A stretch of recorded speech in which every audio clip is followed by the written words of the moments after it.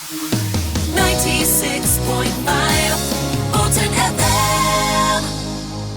We're here at Laser Rays with Dorrets from the Great British Bake Off. Welcome, Dorret. Thank you for joining us. Thank you very much. Lovely to be here. You've brought a wonderful cake. Yes. Tell us what this cake is. Oh, so I've made you a chocolate marble cake Nice. with a chocolate glaze and white chocolate frogs made with a cutter. Made with a controversial cutter. We will talk about the controversial cutter later. So you endured 3 weeks of the Great British Bake Off on the BBC. How was your experience on Bake Off? Did you enjoy it?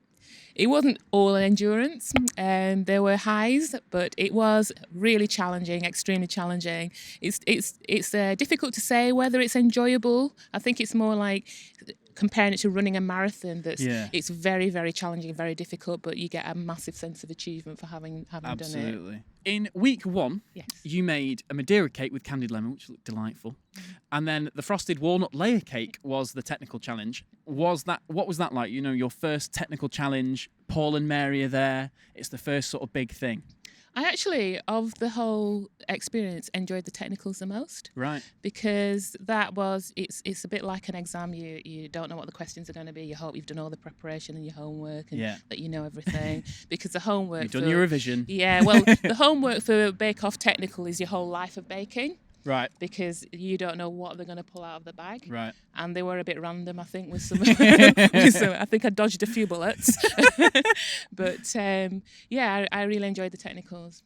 And your showstopper that week was the Enchanted Forest Gatto. Do we have to go there? The Enchanted Forest Gatto. Everybody felt so sorry. So we've got this part on our show every week, and we listen back to sound clips, and it was just heart-wrenching when it melted. Yeah, well, it didn't melt. It hadn't set. It hadn't set. And I knew it hadn't set, but I had no choice. I had to take it out of the tin. So, I mean, in the real world, in your home, you would just leave it in the tin, in the fridge for another half an hour. But this was a Bake Off. Yeah, and absolutely. It was that moment when I realised, finally, like, there's millions of people watching this. This cake is just... Right, okay. And so, helpful Sue comes running over. Direct, what's been... There's nothing to be done.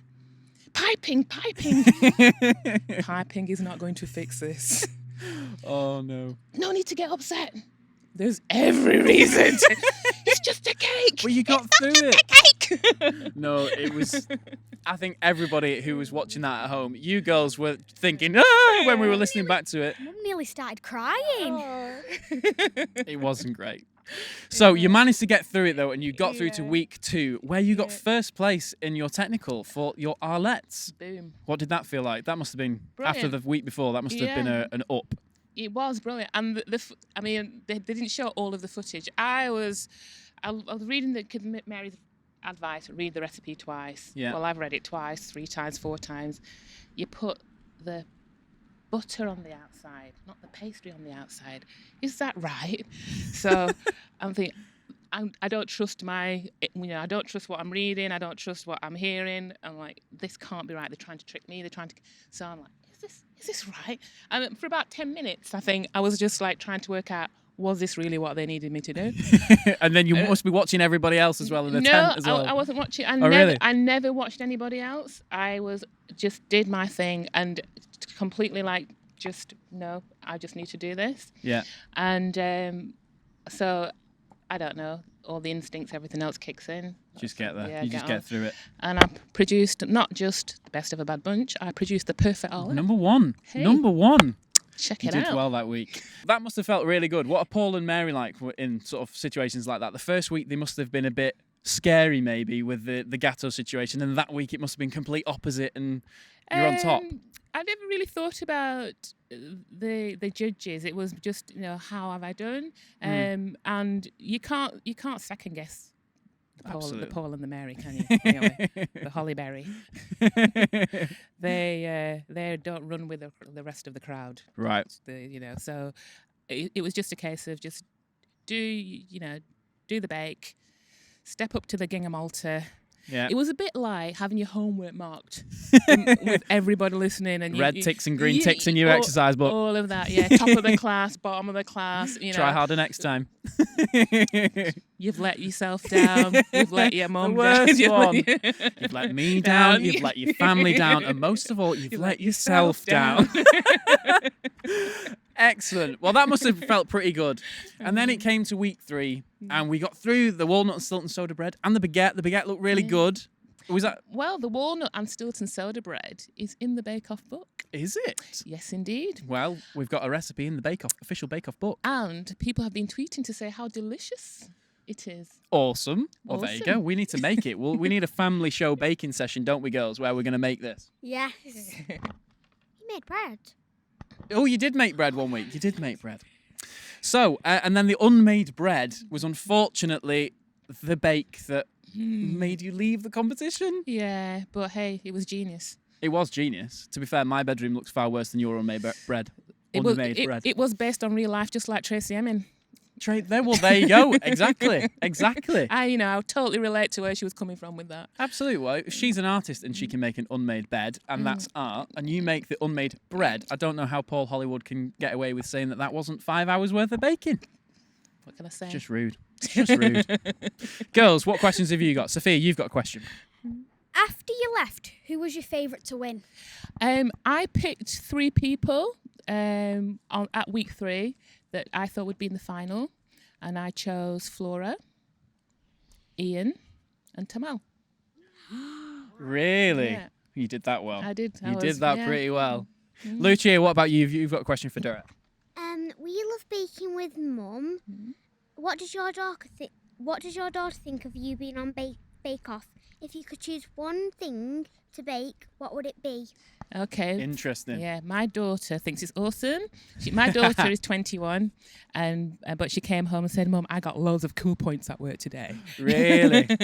You guys would think you got cool points if your mummy was on Bake Off as well, wouldn't you? Yes.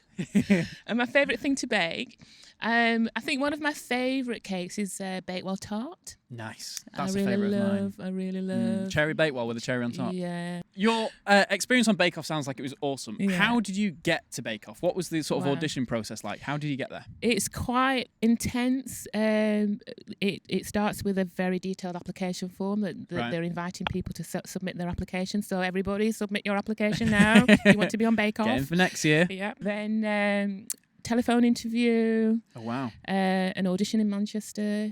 I had to bake 2 things. What did you bake for your audition? I did a chocolate orange style gatto with chocolate work, and it had ganache and cream and chocolate sponge and a chocolate jelly and tempered chocolate. You guys are just like, oh, I want chocolate now, don't you? Hungry now. It was really good. And I did brioche because I just doing like 2 contrasting things. Right. And did you have to bake them in like the order? Was it like Bake Off? Did you have to go there and cook, or did you just take them? No, we took those along, and then we were next stage invitation to an audition in London. Right. But I was given, I'm not sure how much of this they want me to to prepare people for what's coming. So then you had a very secretive audition in London. So what is the future for Dorret? Have you got cookbooks coming out? What are the thoughts? Oh, I've got a few ideas. I'm working with 2 restaurants in Preston at the moment, developing desserts for their menus. That's got to be a cool job. Yeah, but there'll be something on the specials menu next weekend on one of them. Excellent. I've got a few more appearances and guest judging, which is awesome, lined up as well. Eating cake. And I'll be doing some promotional work with Booth's Supermarket. Excellent. So I'll be on the 24th of October. I'll be at one of the store openings. Right. I think I'm at St. Anne's. And then on the 4th of November, I'm at another Bolton store, I think. Excellent. My people aren't here to advise me of my diary. Do we have people now? Do we have diary people now? Not quite. We have diary people, aka family. It's myself. iPhone. I'm going into a school to be a guest judge at their Bake Off. Oh, nice. That's going to be brilliant because baking for me all started at school. Right. So it'd be really nice to see the little budding bakers all coming through. Absolutely. Awesome. Have you got one more question for Dorret? Yeah. How has your life changed since taking part in the Great British Bake Off? Have you been recognised in the street yet? Oh, my life has changed beyond compare. I'm stopped when I go shopping. Are you? Yes. It's Really? brilliant, That's yeah. awesome. But what is fantastic, and it's really, really, and I mean this from the bottom of my heart, the warmth and support and the well wishes and how fantastic the GBBO fans have been, and everybody rallied for my sliding, melting, unset cake. Yeah, that has been wonderful and really, really, really nice. And as I'm still cleaning my own house, I'm still doing my own shopping. But you can do it in booths now. You need to get cheeky discounts. No, I was always a booth. I always shop at booths, and they've been absolutely brilliant and supportive as well. So I'm just waiting for the stretch. Julio, get the stretch. The limo to just pull up outside. Yeah. So final question, Nadia won with her ice buns and wedding cake. Do you think the right person won? Whoa. Nadia went on quite a journey, didn't she, with Bake Off? She did. And they said she's got Paul and Mary wrapped around her little finger. Really? Yeah, you can see how well she did. I didn't know if it was going to be Tamal or whether it was going to be Nadia. I think just judging on the commentary and the performance on that actual day, I think she definitely had the edge. Yeah. She didn't forget anything. She didn't forget to put sugar in. Yeah. She didn't have a problem with her timings. Yeah. She rocked out 3 good bakes. So. Absolutely. So the right person won. Very good. Well, thank you very much for your time. Excellent. And I hope you enjoy the judging of the bits and pieces Yeah, that we're going to to eat cake today. Eat cake. This must now be be your life. Your life must now be touring the country, going eating cake. I hope so. That'd be great. 96.5 Bolton FM.